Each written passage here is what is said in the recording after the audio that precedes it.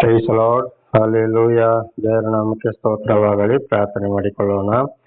ಸರ್ವ ಸೃಷ್ಟಿಕರ್ತನ ತಂದೆಯ ದೇವರೇ, ಮಗನ ದೇವರೇ, ಪರಿಶುದ್ಧಾತ್ಮನೇ, ನಿಮ್ಮ ನಾಮಕ್ಕೆ ಸ್ತೋತ್ರ ಸ್ವಾಮಿ. ಈ ದಿವಸವು ಈ ಸಮಯವು ಕೂಡ ನಿಮ್ಮಿಂದ ನೇಮಕವಾದಂತಹ ದಿವಸ ಸಮಯವಾಗಿದೆ, ಅದಕ್ಕಾಗಿ ನಿಮಗೆ ಸ್ತೋತ್ರ. ಈ ದಿವಸದ ಸಂದೇಶದ ಭಾಗವನ್ನು ಕೂಡ ಹೇರಳವಾಗಿ ಆಶೀರ್ವದಿಸಿರಿ. ನಿಮ್ಮ ಪವಿತ್ರಾತ್ಮರ ಮೂಲಕ ನಡೆಸಲು ಸಹಾಯ ಮಾಡುವುದಕ್ಕಾಗಿ ಸ್ತೋತ್ರ. ನಿಮ್ಮೆಲ್ಲ ಪ್ರೀತಿಗಾಗಿ ಸ್ತೋತ್ರ. ಯೇಸುವಿನ ನಾಮದಲ್ಲಿ ಪ್ರಾರ್ಥಿಸಿದ್ದೇನೆ ನಮ್ಮ ತಂದೆ, ಆಮೇನ್. ಇದನ್ನು ಕೇಳುತ್ತಿರುವ ನನ್ನ ಸಹೋದರ ಸಹೋದರರೇ, ನಿಮಗೂ ಕೂಡ ನನ್ನ ಹೃದಯಪೂರ್ವಕವಾದಂಥ ನಮಸ್ಕಾರಗಳು. ಈ ದಿವಸದ ಸಂದೇಶದ ಭಾಗವು ಭೂಲೋಕದ ಗಂಟು ನಾಶ, ಪರಲೋಕದ ಗಂಟು ನಿತ್ಯ ಜೀವ. ಭಾಗ 1. ಭೂಲೋಕದ ಗಂಟು ನಾಶ, ಪರಲೋಕದ ಗಂಟು ನಿತ್ಯ ಜೀವ. ಭಾಗ 1. ದೇವರ ನಾಮಕ್ಕೆ ಸ್ತೋತ್ರವಾಗಲಿ. ವಚನದ ಕಡೆಗೆ ಹೋಗೋಣ. ಭೂಲೋಕದ ಗಂಟು ನಾಶ ಅಂದ್ರೆ ವಿಪರೀತವಾಗಿ ನಾವು ಇವತ್ತು ದೇವರು ನಮಗೆ ಸರ್ವವನ್ನ ಸೃಷ್ಟಿ ಮಾಡಿ ಕೊಟ್ಟ, ಮನುಷ್ಯರನ್ನು ಕೂಡ ಸೃಷ್ಟಿ ಮಾಡಿದ. ಆದಿಕಾಂಡ 1ನೇ ಅಧ್ಯಾಯದಲ್ಲಿ ನಾವು ನೋಡುವಾಗ ಸರ್ವವನ್ನ ದೇವರು 6 ದಿವಸದಲ್ಲಿ ಸೃಷ್ಟಿ ಮಾಡಿದ್ರು. 7ನೇ ದಿವಸ ಮನುಷ್ಯರನ್ನ ಸೃಷ್ಟಿ ಮಾಡಿ ಅವರಿಗೆ ಆಶೀರ್ವಾದವನ್ನ ಮಾಡಿದ್ರು. ಹಾಗೆ ಇವತ್ತು ನಾವು ಭೂಲೋಕದಲ್ಲಿ ಜೀವಿಸಬೇಕಾದ್ರೆ, ನಾವು ಇವತ್ತು ಆಸ್ತಿ ಪಾಸ್ತಿ ಮನೆ ಏನೂ ಮಾಡಬೇಕಾದ್ರೆ ಪ್ರತಿಯೊಂದು ದೇವರನ ವರದಾನವಾಗಿದೆ ನಮಗೆ. ಆಗಿರುವಾಗ ಅದರಲ್ಲಿ ದುಡಿದು ಬಂದಂಥದ್ದನ್ನ ನಮ್ಮ ಜೀವಿತಕ್ಕೆ ನೀವು ಇಷ್ಟಿಷ್ಟೇ ಇಟ್ಟುಕೊಳ್ಬೇಕು, ಇಷ್ಟಿಷ್ಟನ್ನ ಇಂತಿಂಥವರಿಗೆ ನೀವು ದಾನ ಮಾಡಿರಿ, ನನ್ನ ಮಾತನ್ನ ಕೇಳಿ. ಆಗ ನಿಮ್ಮ ಆಸ್ತಿ ಅಂದ್ರೆ ನ್ಯಾಯ ತೀರ್ಪಿನ ದಿವಸ ನನ್ನ ಮಾತನ್ನ ನೀವು ಕೇಳಿ ನಡೆದ್ರೆ ನಿಮ್ಮ ಜೀವವು ಪರಲೋಕದಲ್ಲಿ ಇರುತ್ತದೆ. ನ್ಯಾಯ ತೀರ್ಪಿನ ದಿವಸ ನಾನು ಬಂದು ನಿಮ್ಮನ್ನ ಕರ್ಕೊಂಡು ಹೋಗ್ತೇನೆ, ಪರಿಶುದ್ಧರಾಗಿ ಜೀವಿಸಿ ಹಾಗೆ ಅಂತೇಳಿ ದೇವರು ಹೇಳಿದಂಥದ್ದು ಅದುವೇ. ಒಂದು ವೇಳೆ ನಾನು ಈಗ ಅನೇಕರು ಹೇಳ್ತಾ ಇದ್ದಾರೆ, ನಾನು ದುಡ್ದೆ, ನನ್ನ ಮನೆ, ನನ್ನ ಆಸ್ತಿ, ನನ್ನ ಪಾಸ್ತಿ, ನನ್ನ ಬೆಳ್ಳಿ, ನನ್ನ ಬಂಗಾರ, ನನ್ನ ಬೋರ್ವೆಲ್, ಪ್ರತಿಯೊಂದನ್ನು ಕೂಡ ನಾನು. ಇವತ್ತು ಮನುಷ್ಯರು ಮಾಡಿದ್ದು ಏನಿದೆ? ಏನಾದ್ರೂ ಮಾಡಲು ಸಾಧ್ಯವೋ? ಹಾಗಾದ್ರೆ ಮನುಷ್ಯರೇ ಮಾಡಿದಾದ್ರೆ ಇವತ್ತು ಅನೇಕ ಬಿರುಗಾಳಿ, ಚಂಡಮಾರುತ, ಸುನಾಮಿ, ಬೆಟ್ಟ ಜರಿಯೋದು, ಉದಾಹರಣೆಗೆ ಇಡೀ ಜಗತ್ತಲ್ಲಿ ಏನೇನು ನಡೀತಾ ಇದೆ ಅಂತ ಎಲ್ಲರಿಗೂ ಗೊತ್ತಿದೆ. ಆಗ ಅದನ್ನು ತಡೆದು ನಿಲ್ಲಿಸ್ಬೋದಲ್ವಾ? ಯಾಕೆ ಎಂತೆಂಥದೋ ಬಿಲ್ಡಿಂಗ್ಗಳು, ಎಂತೆಂಥದೋ ಕಾರ್ಖಾನೆಗಳು, ಏನೇನೋ ಇವತ್ತು ಪಲ್ಟಿ ಹೊಡಿತಾ ಇವೆ, ಸರ್ವನಾಶವಾಗ್ತಾ ಇವೆ. ಎಂತೆಂಥೋ ಗುಡ್ಡಗಳು ಜರಿದು ಬಿದ್ದು ಹೋಗ್ತಾ ಇವೆ. ಕಾರಣ ಏನು? ನಮ್ದು ಏನಿದೆ ಎಲ್ಲ ದೇವರದ್ದು. ಆಗ ಇದರ ಅರ್ಥ ಏನಪ್ಪಾ ಅಂದ್ರೆ, ನಾವು ಜೀವಿತಲಿರುವಾಗ ನಮಗೆ ಬಂದಿದ್ರಲ್ಲಿ ಇಂಥವರಿಗೆ ಈ ರೀತಿ ನೀವು ಇದರಲ್ಲಿ ದಾನ ಧರ್ಮ ಮಾಡಿ, ನಿಮಗೆ ಇಷ್ಟು ಇಟ್ಟುಕೊಳ್ಳಿ, ಅವ್ರಿಗೆ ಇಷ್ಟು ಕೊಡಿ, ಆಗ ಅದು ಕೊಟ್ಟರೆ ನನಗೆ ಕೊಟ್ಟ ಹಾಗೆ. ಆಗ ನಾನು ಏನ್ ಮಾಡ್ತೇನೆ ಲಾಸ್ಟಿಗೆ ಅದೇ ರೀತಿ ನಿಮ್ಮ ಜೀವಿತದ ಕೊನೆಯವರೆಗೆ ನೀವು ಮಾಡಿದ್ರೆ ನ್ಯಾಯ ತೀರ್ಪಿನ ದಿವಸ ನಿಮ್ಮ ಆತ್ಮವು ಪರಲೋಕದಲ್ಲಿ ಇರ್ತದೆ, ನನ್ನ ಹತ್ರ ಇರ್ತದೆ. ನಾನು ನಿಮಗೆ ಶಾಶ್ವತವಾದ ಶಾಂತಿಯನ್ನ ಕೊಡ್ತೀನಿ ಅಂತೇಳಿ. ಒಂದು ವೇಳೆ ಮಾತನ್ನು ಕೇಳದೆ ನಂದು ಅಂತೇಳಿ ಬೇಕಾದಷ್ಟು ಮನುಷ್ಯರಿಗೆ ಇಟ್ಟುಕೊಂಡು ಇತರರಿಗೆ ಏನನ್ನೂ ಕೊಡದೆ ದೇವರ ವಾಕ್ಯದ ಪ್ರಕಾರ ದಾನ ಧರ್ಮ ಮಾಡದ ಹೋದರೆ ಖಂಡಿತವಾಗಿ ನ್ಯಾಯ ತೀರ್ಪಿನ ದಿವಸ ಅಂಥವ್ರು ನರಕಕ್ಕೆ ಹೋಗ್ತಾರೆ ಅಂತ ಇದ್ರ ಅರ್ಥ. ಇದು ಬರೀ ಕ್ರಿಶ್ಚಿಯನ್ ಅಂತ ಹೇಳುವಂತಲ್ಲ, ಇಡೀ ಮಾನವ ಕುಳನೆ, ಇಡೀ ಮಾನವ ಕುಳನೆ ಜಾತಿ ಒಂದೇ, ಅದರಲ್ಲಿ 2 ಭಾಗ, ಒಂದು ಗಂಡು ಒಂದು ಹೆಣ್ಣು. ಹಾಗೆ ದೇವರ ಮಾತು ಕೇಳದವ್ರು ಏನಾಗ್ತಾರೆ? ಅವ್ರು ಏನೇ ಇದ್ರು, ಎಂತ ಕೋಟೇಶ್ವರನೇ ಆಗ್ಲಿ, ಏನೇ ಆಗಿರ್ಲಿ, ಇವತ್ತು ಎಷ್ಟೆಷ್ಟೋ ಹಣಗಾರರಿದ್ದಾರೆ, ಎಂತೋ ಮಂತ್ರಿ MLA MP ಗಳಿದ್ದಾರೆ, ಎಂತೆಂಥವರೋ ಇದ್ದಾರೆ. ಖಂಡಿತವಾಗಿಯೂ ದೇವರ ಮಾತನ್ನು ಕೇಳದ ಹೋದ್ರೆ ಅವರು ಯಾರೇ ಆದ್ರೂ, ಯಾವ ಬ್ರಾಹ್ಮಣ್ಯ ಆಗ್ಲಿ, ಮಠಾಧೀಶನಾಗ್ಲಿ, ಗುರೂಜಿ ಆಗ್ಲಿ, ಯಾವ ಪಾಸ್ಟರ್ ಆಗ್ಲಿ, ಯಾವ ಫಾದರ್ ಆಗ್ಲಿ, ಯಾವ ಬಿಷಪ್ ಆಗ್ಲಿ, ಯಾವ ರೆವಿಡೆಂಟ್ ಆಗ್ಲಿ, ಎಂತ ಮಠ ಆಗ್ಲಿ, ಯಾವ ವಿಶ್ವಗುರುವೇ ಆಗ್ಲಿ, ದೇವರ ಮಾತನ್ನ ಕೇಳದ ಹೋದ್ರೆ ನೇರವಾಗಿ ನರಕ. ಅವನು ಎಂತ ಕೀಳ್ಪಟ್ಟವನೇ, ಹೀನ ಪರಿಸ್ಥಿತಿಯಲ್ಲಿ ಆಗಲಿ ದೇವರ ಮಾತನ್ನು ಕೇಳಿ ತನ್ನನ್ನು ತಾನೇ ಬದಲಾಯಿಸಿಕೊಂಡು ದೇವರ ಮಾತಿನಂತ ನಡೆದು ಪರಿಶುದ್ಧರಾಗಿ ಭೂಲೋಕದ ಜೀವನವನ್ನು ಅಂತ್ಯಗೊಳಿಸಿದರೆ ಅವನು ಎಂಥ ಕೀಳ್ಪಟ್ಟವನೇ ಆದರೂ ದೇವರೊಂದಿಗೆ ಪರಲೋಕದಲ್ಲಿ ಇರ್ತಾನೆ. ಇದು ಲೂಕ 16ನೇ ಅಧ್ಯಾಯದಲ್ಲಿ, ಮಹಾಭಾರತದಲ್ಲಿ ಕೂಡ ಶ್ರೀಕೃಷ್ಣ ಪರಮಾತ್ಮ ಇದನ್ನೇ ಹೇಳಿದ್ದು. ಭಗವದ್ಗೀತೆಯಲ್ಲಿ ಕೂಡ ಶ್ರೀಕೃಷ್ಣ ಪರಮಾತ್ಮನ ಅರ್ಜುನನಿಗೆ ಇದನ್ನೇ ಬೋಧಿಸಿದ್ದು. ಕುರಾನಲ್ಲಿ ಕೂಡ ಇದೇ ವಿಷಯ ಬರೆಯಲ್ಪಟ್ಟಿದೆ. ದೇವರ ನಾಮಕ್ಕೆ ಸ್ತೋತ್ರವಾಗಲಿ. ಅದೇ ವಿಷಯವನ್ನು ನಾವು ತಿಳಿದುಕೊಳ್ಳೋಣ. ಈಗ ಮುಂದೆ ವಚನದ ಕಡೆಗೆ ಹೋಗೋಣ. ಮತ್ತಾಯ 6ನೇ ಅಧ್ಯಾಯ 19ರಿಂದ, ಭೂಲೋಕದಲ್ಲಿ ಗಂಟು ಮಾಡಿ ಇಟ್ಟುಕೊಳ್ಳಬೇಡಿರಿ. ಇಲ್ಲಿ ಅಂತೂ ಇಂತೂ ನುಸಿ ಹಿಡಿದು ಕಿಲುಬು ಹತ್ತಿ ಕೆಟ್ಟು ಹೋಗುವುದು. ಅಲ್ಲಿ ಕಳ್ಳರು ಕಣ್ಣ ಕೊರೆದು ಕದಿಯುವರು. ಇಲ್ಲಿ ದೇವರ ನಾಮಕ್ಕೆ ಸ್ತೋತ್ರವಾಗಲಿ. ಭೂಲೋಕದ ಗಂಟು ಬೇಡ. ಜೀವಿಸಿದಾಗ ಎಷ್ಟು ಬೇಕು ಅಷ್ಟೇ ಇಟ್ಟುಕೊಳ್ಳಿ. ಯಾವುದೇ ರೀತಿ ಅನ್ಯಾಯ ಮಾಡಕ್ಕೆ ಹೋಗಬೇಡಿ. ಇವತ್ತು ಲಂಚ ತೆಗೆಯುವಂಥದ್ದು, ಮೋಸ ಮಾಡುವಂಥದ್ದು, ಹಣಕ್ಕಾಗಿ ಇನ್ನೊಬ್ಬರ ಆಸ್ತಿ ಪಾಸ್ತಿಯನ್ನ ಕದಿಸುವಂಥದ್ದು, ಅಕಸ್ಮಾತ್ ಯಾವುದೇ ರೀತಿಯಲ್ಲಿ ಹಣ ಸಂಪಾದನೆ ಮಾಡಿ ಗಂಟು ಇನ್ನು ಮಾಡಬೇಕು ಅದನ್ನ ಮಕ್ಕಳಿಗೆ ಇನ್ನು ಮಾಡಿಡ್ಬೇಕು ಅಂತ ಮಾಡಕ್ ಹೋಗ್ಬಾರ್ದು.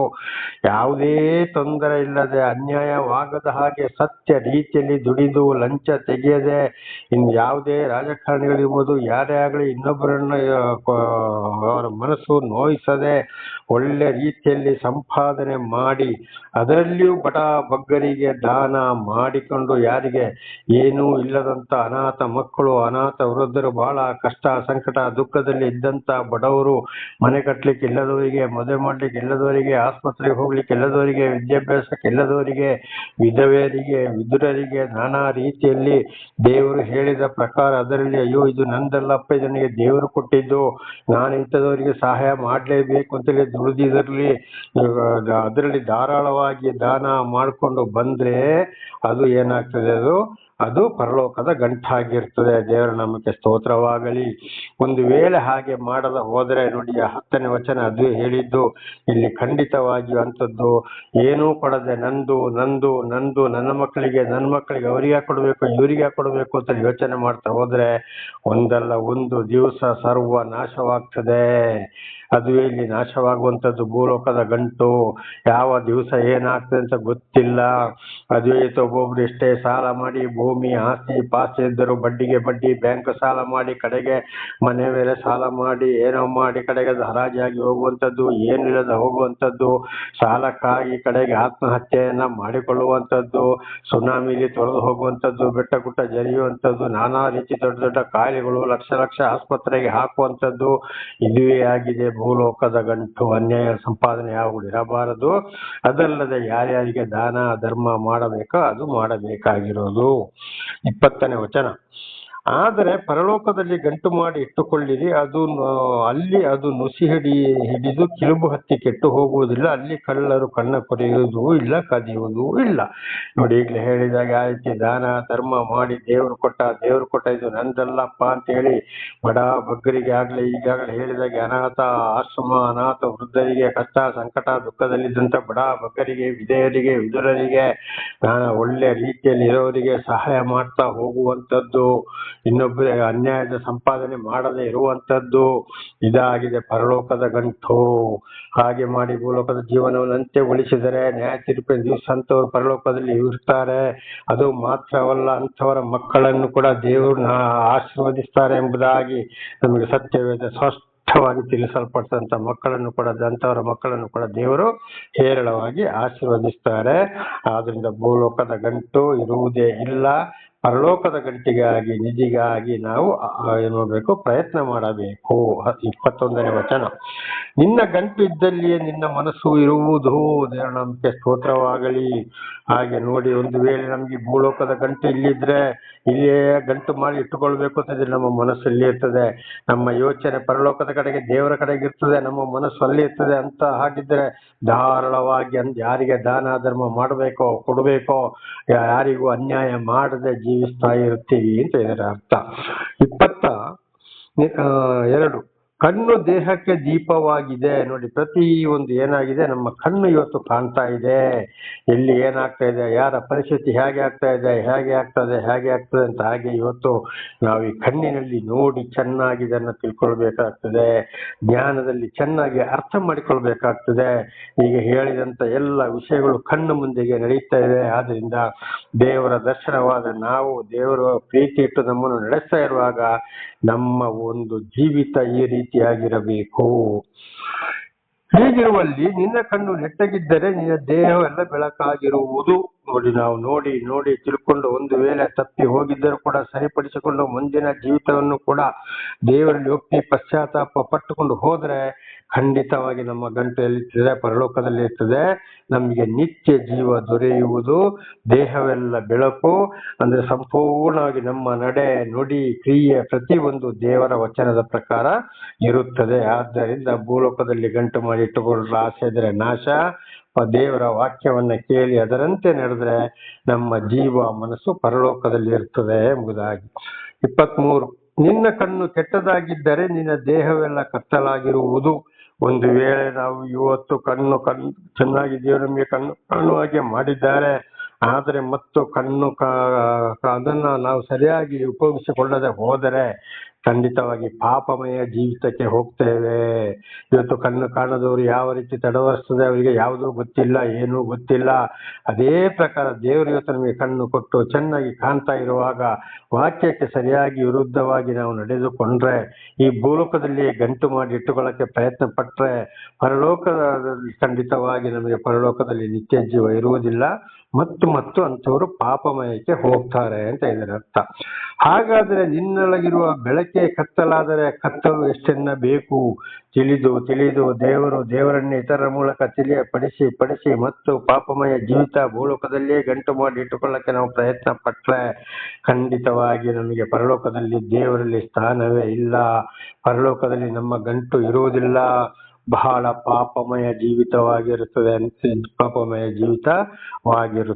ದೇವರ ನಮಗೆ ಸ್ತೋತ್ರವಾಗಲಿ. 24ನೇ ವಚನ, ಯಾವನು ಇಬ್ಬರು ಯಜಮಾನರಿಗೆ ಸೇವೆ ಮಾಡಲಾರನು, ಅವನು ಒಬ್ಬನನ್ನು ದ್ವೇಷಿಸಿ ಮತ್ತೊಬ್ಬನನ್ನು ಪ್ರೀತಿಸುವನು, ಇಲ್ಲವೇ ಒಬ್ಬನನ್ನು ಹೊಂದಿಕೊಂಡು ಮತ್ತೊಬ್ಬನನ್ನು ತಾತ್ಸಾರ ಮಾಡುವನು. ನೀವು ದೇವರನ್ನು ಧನವನ್ನು ಕೂಡ ಸೇವಿಸಲಾರಿರಿ.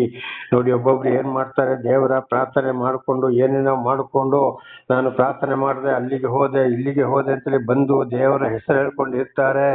ಆಮೇಲೆ ಅವರ ಆಸೆ ಎಲ್ಲಿರ್ತದೆ? ಈ ಭೂಲೋಕದ ದುಡ್ಡಿನ ಮೇಲೆ, ಬೆಳ್ಳಿ ಬಂಗಾರ, ಆಸ್ತಿ ಪಾಸ್ತಿ ಪ್ರಪಂಚಕದ ಮೇಲೆ ಇರ್ತದೆ. ಖಂಡಿತವಾಗಿ ಆಗ ಅಂತವ್ರು ಏನ್ ಮಾಡಿದ್ದಾರೆ, ಎಷ್ಟೇ ಪ್ರಾರ್ಥನೆ ಮಾಡಿದ್ರು, ಎಷ್ಟೇ ಉಪದೇಶ ಮಾಡಿದ್ರು, ಏನೇ ಮಾಡಿದ್ರು ಕೂಡ ಖಂಡಿತವಾಗಿಯೂ ದಾನ ಧರ್ಮ ಮಾಡದ ಹೋದರೆ, ಪರಲೋಕದ ಗಂಟಿನ ಕಡೆಗೆ ನಾವು ದೇವರ ವಾಕ್ಯವನ್ನ ಕೇಳಿ ಅದರ ಕಡೆಗೆ ನಡೆಯದ ಹೋದರೆ, ಭೂಲೋಕದಲ್ಲಿ ಗಂಟನ್ನೇ ಮಾಡಿಕೊಳ್ಳುವುದಾದ್ರೆ ಅಂತವ್ರು ಏನ್ ಮಾಡ್ತಾರೆ? ದೇವರನ್ನು ದ್ವೇಷಿಸುವವರಾಗಿದ್ದಾರೆ. ದೇವರನ್ನ ಪ್ರೀತಿಸುವವರಾದ್ರೆ ಅಯ್ಯೋ ಇದೆಲ್ಲವೂ ದೇವರು ಕೊಟ್ಟಿದ್ದಪ್ಪ, ನಾವು ದಾನ ಧರ್ಮ ಮಾಡಬೇಕು, ನನ್ನ ಹಾಗೆ ಅವರಿಗೂ ಕೂಡ ನೋವಿದೆ ಅಂತ ಹೇಳುವಂಥದ್ದು ದೇವರು ಈ ರೀತಿ ಹೇಳಿದ್ದಾರೆ. ಅದರಂತೆ ನಾವು ನಡೆದುಕೊಳ್ಳಬೇಕು, ನಮ್ಮ ಮಕ್ಕಳಿಗೂ ಒಳ್ಳೇದಾಗಬೇಕು, ನಮಗೂ ಒಳ್ಳೇದಾಗಬೇಕು ಅಂತ ಯೋಚನೆ ಇದ್ರೆ ದೇವರ ವಾಕ್ಯಕ್ಕೆ ಅವರು ಕಿವಿ ಕೊಟ್ಟು ಅವರ ಗಂಟು ಪರಲೋಕದ ಕಡೆಗೆ ನಡೆಸ್ತಾರೆ. ದಾನ ಧರ್ಮ ಇಲ್ಲದಿದ್ರೆ ಖಂಡಿತವಾಗಿ ಅಂತವ್ರು ಏನ್ ಮಾಡ್ತಾರೆ, ಎಷ್ಟೇ ದೇವರ ಹೆಸರು ಹೇಳಿದ್ರು ಕೂಡ, ಏನೇ ಮಾಡಿದ್ರು ಅವರ ಹೆಂಡತಿ ಮಕ್ಕಳ ಜೀವನ ಐಶ್ವರ್ಯ ಜೀವನ ಆಡಂಬರವನ್ನು ಮಾಡಿಕೊಂಡು ಹೋಗುವುದಾದರೆ, ಈ ಲೋಕದ ಆಸೆ ಇಡುವುದಾದರೆ ಅವರು ದೇವರನ್ನ ಪ್ರೀತಿಸುತ್ತಿಲ್ಲ ಎಂಬುದಾಗಿ ಇದರ ಅರ್ಥ. ಇಲ್ಲವೇ ಒಬ್ಬನನ್ನು ಹೊಂದಿಕೊಂಡು ಮತ್ತೊಬ್ಬನನ್ನು ತಾತ್ಸಾರ ಮಾಡುವನು. ನೋಡಿ ಏನ್ ಮಾಡ್ತಾರೆ, ಹಣ ಇದ್ದವರನ್ನೇ ಅವರ ಪ್ರಪಂಚದ ಕಡೆಗೆ ಅಂದ್ರೆ ಸೈತಾನನೇ ಹೊಂದಿಕೊಂಡು ಹೋಗ್ತಾರೆ, ದೇವರನ್ನು ದೂರ ಮಾಡ್ತಾರೆ. ಇವರ ಪ್ರೀತಿ ಏನಾಗಿದೆ, ಹಣವಂತರಂಥವರು ಲೋಕವನ್ನ ಪ್ರೀತಿಸುವವರು ಅವರನ್ನೇ ಅಂತವರಾಗಿರೋನ್ನೇ ಪ್ರೀತಿ ಮಾಡ್ತಾರೆ.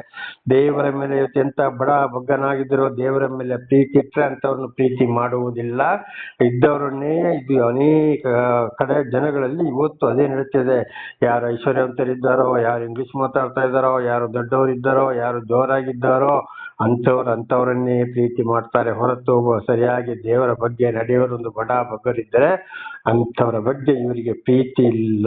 ಇವರು ಏನ್ ಮಾಡ್ತಾ ಇದ್ದಾರೆ, ಇವರ ಗಂಟನ್ನು ಭೂಲೋಕದಲ್ಲಿ ಮಾಡಿ ಅಲ್ಲಿ ನಾಶವಾಗುವಂತ ಗಂಟನ್ನ ಮಾಡ್ತಾ ಇದ್ದಾರೆ. ಪರಲೋಕದ ಗಂಟು ನಿತ್ಯ ಜೀವದ ಕಡೆಗೆ ಇವರು ಹೋಗ್ತಾ ಇಲ್ಲ. ನೀವು ದೇವರನ್ನು ಧನವನ್ನು ಕೂಡ ಸೇವಿಸಲಾರಿರಿ. ಈ ಲೋಕದ ವಿಷಯಕ್ಕೆ ಯಾರು ಆಸೆ ಪಡ್ತಾರೋ ಖಂಡಿತವಾಗಿ ದೇವರ ವಿಷಯ ಅವರು ಆಶೀರ್ವಾದ ಪಡೆದುಕೊಳ್ಳಲು ಸಾಧ್ಯವಿಲ್ಲ.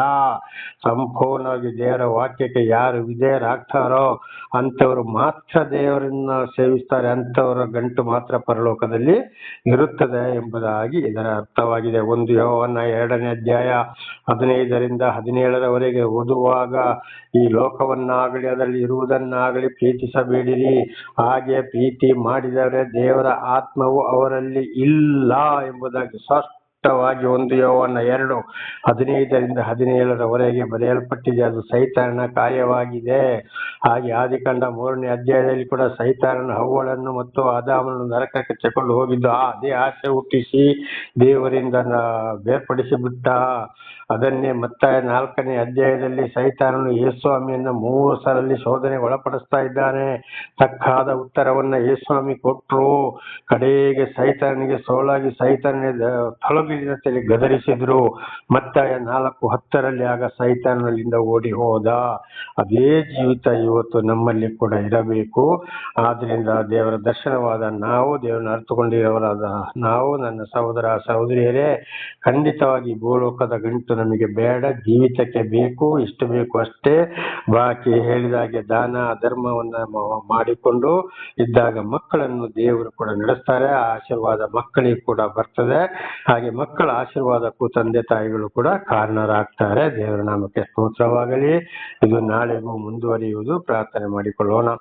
ಸರ್ವ ಸೃಷ್ಟಿಕರ್ತನ ತಂದೆಯ ದೇವರೇ, ಮಗನ ದೇವರೇ, ಪರಿಶುದ್ಧಾತ್ಮನೇ, ನಿಮ್ಮ ನಾಮಕ್ಕೆ ಸ್ತೋತ್ರ ಸ್ವಾಮಿ. ಈ ಒಂದು ಸಂದೇಶವನ್ನ ನನ್ನ ಸಹೋದರ ಸಹೋದರಿಗೆ ನೀವು ತಿಳಿಸಲು ಆಶೀರ್ವಾದ ಮಾಡಿದಕ್ಕಾಗಿ ಸ್ತೋತ್ರ.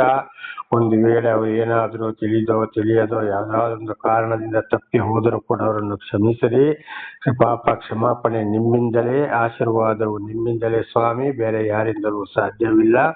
ಆದ್ದರಿಂದ ಅವರು ಅವರ ಮಕ್ಕಳನ್ನು ಚೆನ್ನಾಗಿ ದಾಯ ಮಾರ್ಗದಲ್ಲಿ ನಡೆಸಿ ಅವರೆಲ್ಲರೂ ಇತರರಿಗೆ ನಿಮ್ಮ ಸಾಕ್ಷಿಗಳಾಗುವಂತೆ ಮಾರ್ಪಡಿಸಿರಿ. ನಿಮ್ಮಲ್ಲಿ ಆಶೀರ್ವಾದ ಅವರು ಗಂಡ ಹೆಂಡತಿ ಮಕ್ಕಳ ಮೇಲೆ ಕೂಡ ಸದಾ ಇರಲಿ. ಪರಲೋಕದ ಗಂಟಿನ ಕಡೆಗೆ ಅವರನ್ನು ನಡೆಸಿರಿ. ವಾಕ್ಯದಂತೆ ಜೀವಿಸಲು ಆಶೀರ್ವಾದ ಮಾಡಿರಿ. ಭೂಲೋಕದ ಗಂಟುಗಳಿಗೆ ಬೇಡ ಸ್ವಾಮಿ, ನಿಮ್ಮ ವಾಕ್ಯಕ್ಕೆ ವಿಧೇಯರಾಗಿ ಜೀವಿಸುವಂತೆ ಮಾಡಿ. ನಿಮ್ಮೆಲ್ಲ ಪ್ರೀತಿಗಾಗಿ ಕೃತಜ್ಞತಾ ವಂದನೆಗಳು. ಈ ಎಲ್ಲ ಪ್ರಾರ್ಥನೆಯನ್ನು ಯೇಸುವಿನ ನಾಮದಲ್ಲಿ ಪ್ರಾರ್ಥಿಸಿದ್ದೇನೆ ನಮ್ಮ ತಂದೆ, ಆಮೇನ್. ಇದನ್ನು ಕೇಳುತ್ತಿರುವ ನನ್ನ ಸಹೋದರ ಸಹೋದರಿಯರೇ, ನಿಮ್ಮನ್ನು ಕೂಡ ದೇವರು ನಿಮ್ಮನ್ನು ಮತ್ತು ನಿಮ್ಮ ಮಕ್ಕಳನ್ನು ಹೇರಳವಾಗಿ ಆಶೀರ್ವದಿಸಲಿ. ನಿಮಗೆ ದೇವರ ವಾಕ್ಯವನ್ನ ಕೇಳಿ ಸರಿಯಾಗಿ ತಿಳಿದುಕೊಳ್ಳಲು ಬೇಕಾದ ಶಾಂತಿ, ಸಮಾಧಾನ, ಅದರಲ್ಲೂ ವಿಶೇಷವಾದ ಜ್ಞಾನವನ್ನ ದೇವರು ಕೊಟ್ಟು ಆಶೀರ್ವದಿಸಲಿ. ದೇವರ ಕರುಣೆ, ಪ್ರೀತಿ ಸದಾ ಯಾವಾಗಲೂ ನಿಮ್ಮೊಂದಿಗೆ ಇರಲಿ. ಧನ್ಯವಾದಗಳು.